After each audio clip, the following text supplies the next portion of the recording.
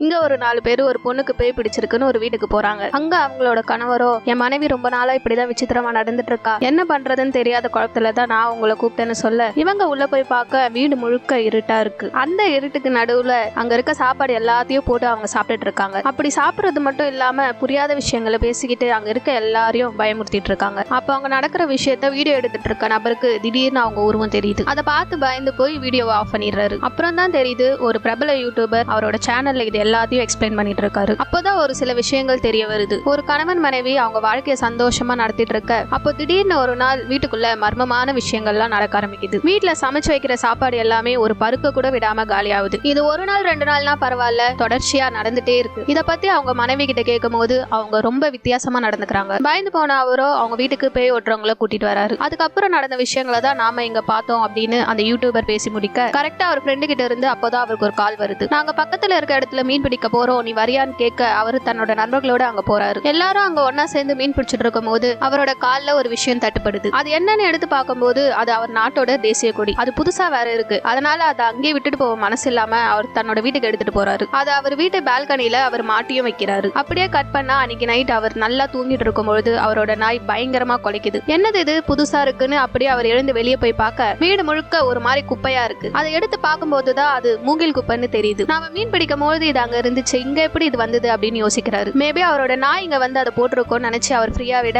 அடுத்த நாள் காலையில அவர் தூக்கத்துல இருந்து எழுந்துக்கிறாரு. அப்போ நேத்து மாட்டி வச்ச அந்த கொடி இருக்குல்ல, அது கிழிஞ்சு போயும் அழுக்காவும் இருக்கு. நாம நேத்து மாட்டி வைக்கும் போது புதுசா தானே இருந்துச்சு, இப்போ எப்படி இந்த நிலைமையில இருக்குன்னு யோசிக்கிறாரு. அண்ட் அதே சமயத்துல வீட்டுக்குள்ள ஏதோ இருக்குன்னு சொல்லியும் அவர் ஃபீல் பண்றாரு. இதை இவர் தம்பி கிட்ட கொண்டுட்டு போக 2 பேரும் சேர்ந்து ஒரு முடிவு எடுக்கிறாங்க. கையில பச்சை பயிரை எடுத்துக்கிட்டு வீட்டுல ஒரு மூலையில கொட்டுறாங்க. பேய் இருந்தா அது காட்டி கொடுக்கணும்னு நம்பி வெயிட் பண்ணி தூங்கியும் போறாங்க. அப்போதான் வீட்டுக்குள்ள திடீர்னு பல மர்மமான சத்தங்கள் கேட்க ஆரம்பிக்குது. இவங்க பயந்து போய் எழுந்து என்ன ஏதுன்னு பாக்குறாங்க. அப்பதான் இவங்க வச்சுட்டு வந்த பயிர் இருக்குல்ல, அதுல ஒரு பேர் எழுதப்பட்டிருக்கு. அந்த பேர் எழுதப்பட்டிருக்கிறது மட்டும் இல்லாம அங்க ஒரு பெண்ணோட அழுகுரல் பயங்கரமா கேக்குது. பதட்டம் அடைறாங்க. வீடியோல பார்த்தாங்களா அந்த பேயோட கும்பல், அவங்கள இங்க கூப்பிடுறாங்க. அப்பதான் அவங்களுக்கு இந்த வீட்டுல ஒரு பெண்ணோட ஆன்மா இருக்குன்னு தெரியுது. அதுவும் அந்த கொடி இருக்குல்ல, அதுல இருந்து தான் வந்திருக்கு. இப்போ அந்த கொடியை பேய் ஓட்ட வந்திருக்காங்களா, அதுல ஒரு நபர் கிட்ட போகுது. அது மூலமா அந்த பேய் அவர் உடம்புல போகுது. அப்பதான் அந்த பேய்க்கு நடந்த விஷயங்களும் தெரிய ஆரம்பிக்குது. ஒரு பழங்குடியின பெண் அவங்க அம்மாவோட சந்தோஷமா வாழ்ந்துட்டு இருக்கும் பொழுது அந்த தேசிய கொடியை பாக்குறாங்க. நம்ம நாட்டோட தேசிய கொடி தானே அப்படின்னு சொல்லி பார்க்க போக ஒரு நபர் வந்து அதை தடுக்கிறாரு, தள்ளியும் விடுறாரு. அப்போ ஒரு பாறையில அடிபட்டு